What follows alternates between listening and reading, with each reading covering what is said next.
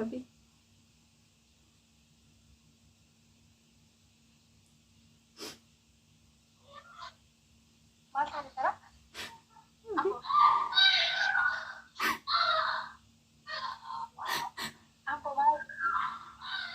Namicha kana rukutee wabi kaleessa sarras.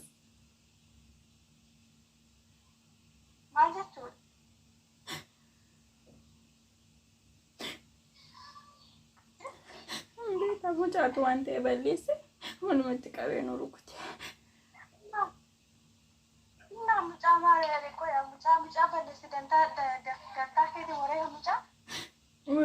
Walumatti ajajamne kan waan sana isheen hojjechuu dinnaan inni immoo aaree nu rukute.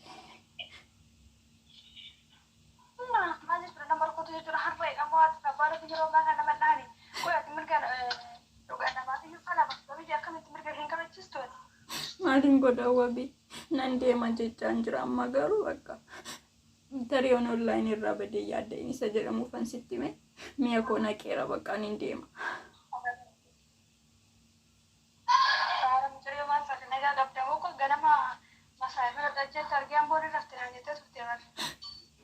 Like dubbachuu dhumni isteeti.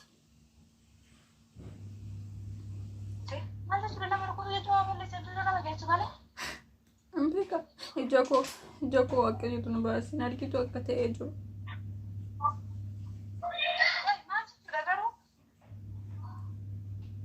Beeku wabi.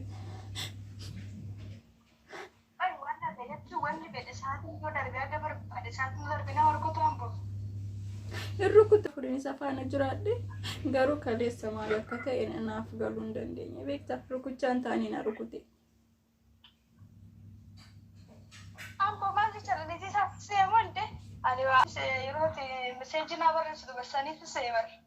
Lakini sun layyaa garuu mallaaf godha yoo ta'e hin ta'e namni dhalli namaa yoo jiraate koo kan waan tokkotti jiraatu.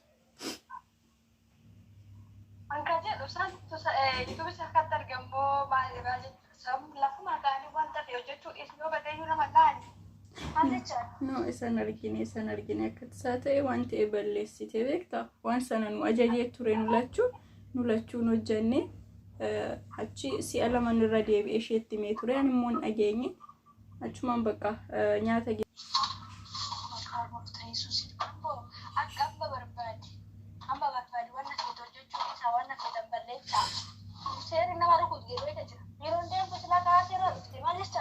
Ko deemu fani amma ko deemu fani.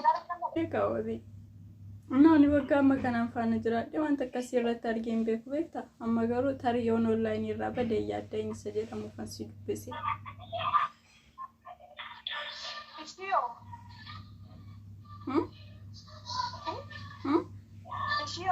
Ishiin yaani galuudhaaf waan taateef dhimma ittiin qabdu tikkeeta naamuraan hangala jetteettiin booda shufeerri dhufees fudhatanaan jedhaniiru bilbilii achi.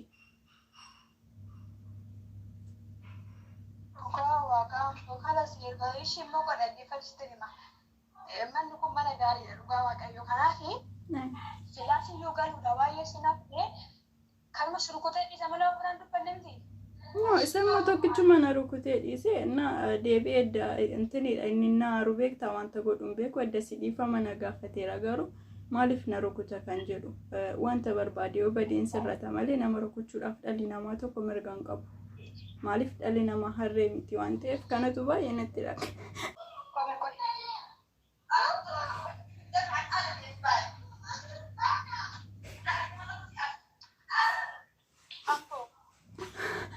Oh, wabi.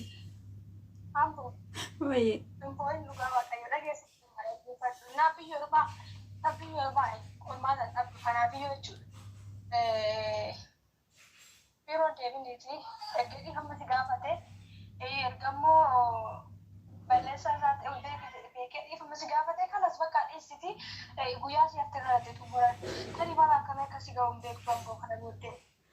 Inni maasirriidha garuu wabi namni har'a si rukutee boru wanta biraa sirratti yaaduu danda'a. Kanaaf namni balleessaa isaa malee akkamitti rukutama? Ani waan hin balleessin qabu beektaa. Kanaaf wanta ajajamee sana naan raawwadhaa. Kennaan nyaata hojjechaa jiru moo wanta sana yaadachuu dhiisuu ni danda'a. Kanatu na aarsee beektaa balleessaa toon qabaadhee na rukutee okay. garuu balleessaa kee malee nyaata dhiyeessaa otoo jirtuu saayinaa fuudhee sitti darbachuu jechuun maal jechuudha? Biyya namaa akkan jiru ni beeka garuu akkamitti akkas ta'a? Maaliif ani wanta akkatu baay'ee natti dhagahame. Abbo dhaggeeffadha masireema. Inni sirriidha eeyyee namatti dhagahama dhugaa. Baay'ee namatti dhagahama boossee mataan kee waan tokko akka ofirra kukkutun barbaadu. Dhiyeessiitii arganii dhiifama si gaafatee hojii kee hojjeta. Bilis hin booyin. Hanga nama dhugaa sagalee si erga jedhee naansanii birbira qabee deebi'ee ta'ee amma sanumaan akkasii natti argitas seeqaa biyya wannaa keessatti dhugaa gooftaa baay'ee qorrifadhe immoo bootaa wallaan dhugaa waaqa. Akkasidha waanan godhetu hin qabaadhe okay garuu waanan balleesse hin qabu. Yeroo naaf muraasadha. Aballi taa'anii yeroo achi namatti ka'e silaa waan isaan godhuun beekan ergamu balleessa isaa beekee amma si gaafate kalasi hin deemin biiroo waaqa tarii mana si ga'uun beeknu yuutuubatti dadhabde kanallee galmaan gaachuu dhiisuu dandeessa jechuudha. Kanaafiyyuu oobsi ji'oota muraasa seerte kana xumuradhu ammoo. Jetteeree wabii. Dhugaan akka kootti akkasii baqaadhee dhiifama si gaafatee balleessaa isaa beekee atis namni waan dhiifama namaa godha kanaafiyyuu hojii keetti fufi. Deebinee sayyuu dhugaa maaliif manni sun bareeda amma walitti dhufee arginetti dhugaa baay'ee manni sun mirtiidha. Kanaafiyyuu ganaa mana biraa deemtee akka jettee ganaa waggaa lama hojjetta bala. Inni dhugaadha akka haraatti meegalatoonni yoo hin deeme garuu har'a na rukutee beektaa wabii boruu maalla gochuuf deema yommuu aaru maalla godha kanatu natti dhagahame baay'eesaa jechaadha. Amboo maasiin godhu kanas maaliifis yeroo tokko seexannis namantinii keessa baate kanaaf waaqayyoon leessin kadhadhaa kanas waaqayyoon kadhadhu sammuu kee irra gaagayiitii hojii keetti fufi dhugaaf yeroo hin deemin. Akka Yesuus.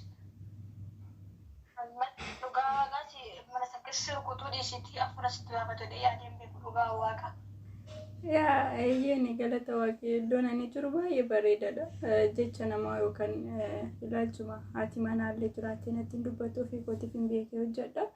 Garuu namichis akkas dubbatee yookaan akkasitti jecha hamaallee sagalee ol fuudhee onutti dubbatee illee yeroon booda deebi'eetu aareetan jira ijoollee nuun jedha beektaa. Mana gaarii akka ta'e ni beeka namichis amala gaarii akka qabu ni beeka garuu amma barbaade yoo ta'e wabii namni si rukute jennaan borus itti deebi'a beektaa. Tokkichatti callisteetta taanaan borus naanna'ee natti dhufa. Lakki namni nahara waan ta'eef nahara kana dhiifama si gaafatee dhiisi bakka amboo dhugaa waaqa kan Yesuus mana har'a nageessa dhiinicha. Rakkoon qabu ni deema yoo naaf nan deema yoon biiroo deemu baatee nan deema mana yaalaa. Samboo waan hundaaf iyyuu dhugaa waaqa. Kunis isaa baay'ee ulfaata dhugaa waaqa. Abshir amboo hin darba waan ta'eef wanta akkasitti ta'u jiru waan ta'eef abshir. Naa kanaaf iyyuu biiroo deemnaa please addaan banna dhugaa waaqa. Biiroo deemnaan immoo addaan baduun keenyaan oolu beektaa maaliif mana akkamii akkana qaqqabuun beeku haala akkamiin akkan. Danda'u. Kanaaf iyyuu amboo dhugaa waaqa cabdeerrii batti dhabne kana gammaan ga'ee deeminimaa. Argi itti dhifama si gaafatee balleessa isaa beekee hin deemne. Araboonni amala isaaniiti. Wanta ta'e balleessanii jedhanii raawwatanii dhifama nama gaafachuun ofitti deemuu nama isaaniiti. Kanaaf iyyuu abboottis hin deemin biiroo hojii kee hojjettu. Firii ta'in booyin bakka akka waan bakka dagadhu bakka insi amboo. Maaliif biyyoon maatii mana namaatii eessa yoo ta'e qormaan hin jira. Kanaaf iyyuu dhiisi bakka sitti dhagaame dhugaa. Yesuus immoo keenyaatti gada baafee siin daawwate. Kalee yeroo kamiitii silaa kana galgala wajjin hin barannee deemne.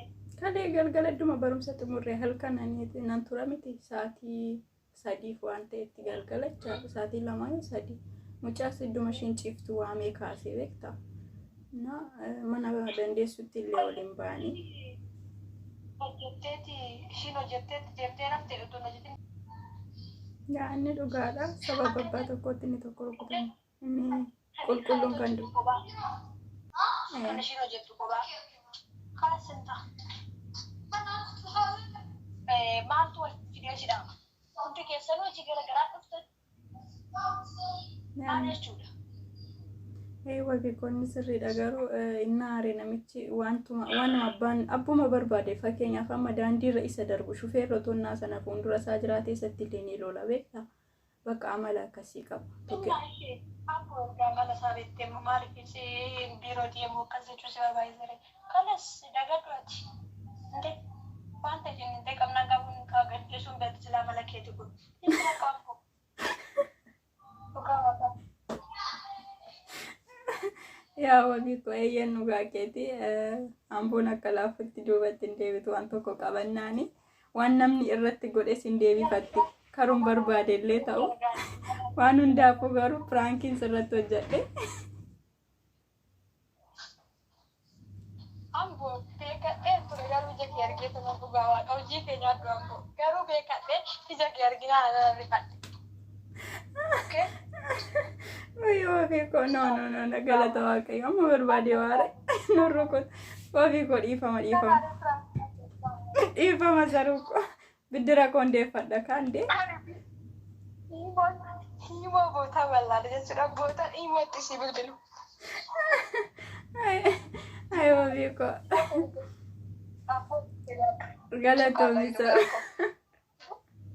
galatoomi saruko dhiifama guddaan hin beeku. Ani beeku dhugaa wanti alarjikii wayii natti fakkaata maaf akka akkas ta'e wallaalee malee namni nan tuqne.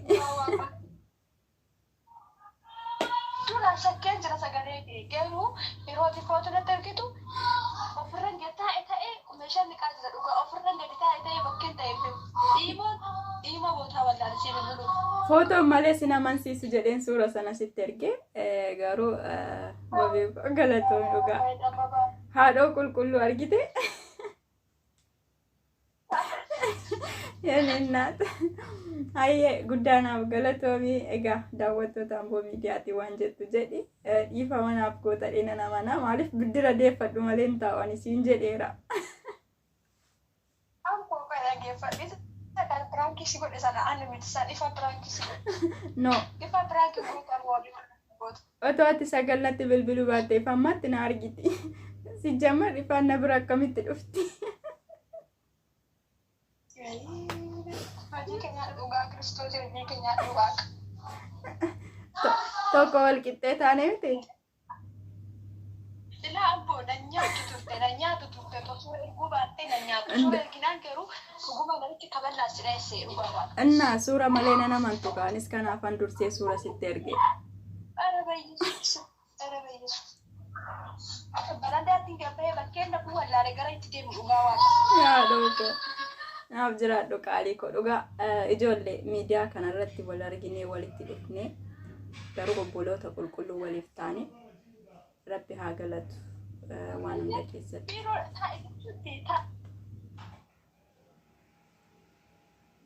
Kana wal dhabnaa yaadni koo kana waan dubbadhu si gorsa waan addeesseeti.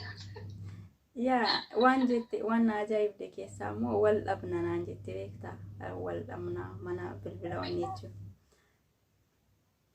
No. Dhugaa haadhoon kanadha bakka hiriyaan dhugaa kanadha naaf galatoomi naaf jiraadhu. Viidiyoo banachuu kan deema beektu.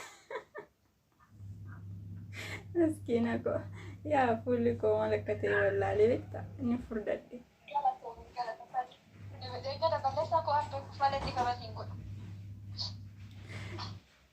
Ifa manaa goota manaan gootamu. Baqqash maatii Amboo miidiyaatiin maal jetta? Hordoftoonni kabajamtoonni abduu wanta dubbadhu yoo wallaalchiste dhugaa. Nagaa isiniif haa ta'u egaa Amboo guyyaarraa kan akkatti na gochiste hojii ishee nyaattu laayikii sheer sabskiraaybii godhaa fi isiniin jedha maal fedharee kanarra. Ayyee guddaanaaf galatoomi qaalii koo ifatoomaa warri duraa kaatanii hangammaatti nu faana turtan galatoomaa isiniin jedha. Suura kana erga piraankiin godhe.